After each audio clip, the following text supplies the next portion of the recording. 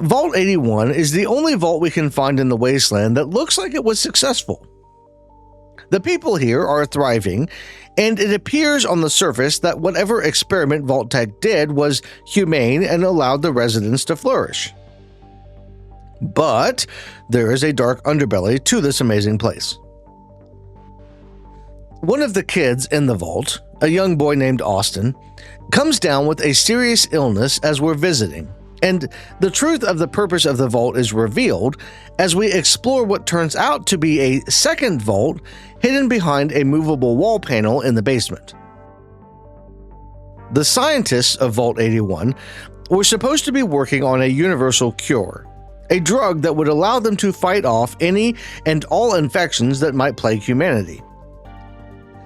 The initial stages of this experiment were actually pretty well done, with the focus being on testing various potential cures on mole rats to see how effective and safe they were. The whole thing goes off the rails, however, when it comes to the planned human side of the experiment. After passing the animal trials, the plan was to infect unaware human subjects with various ailments and then test the drugs out on them to see how safe and effective they were in humans. We're starting to see a pattern here when it comes to Vault-Tec, as they seem pretty dead set on not giving people the chance to consent to tests. Human trials in medicine sometimes include intentionally infecting people with various pathogens with their consent for the procedure.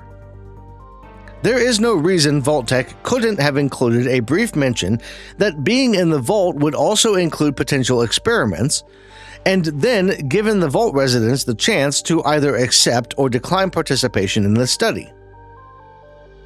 They could have even offered incentives like extra rations or some other reward for being involved, while also making sure people were clued into the risk.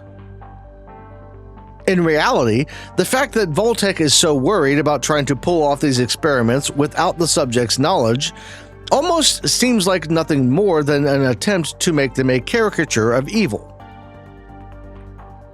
So far, we're 2 for 2 on vaults that could actually be fixed pretty easily with just a little planning, and now I'm starting to wonder if they were just evil or incompetent in the scientific method and ethical procedures for experiments.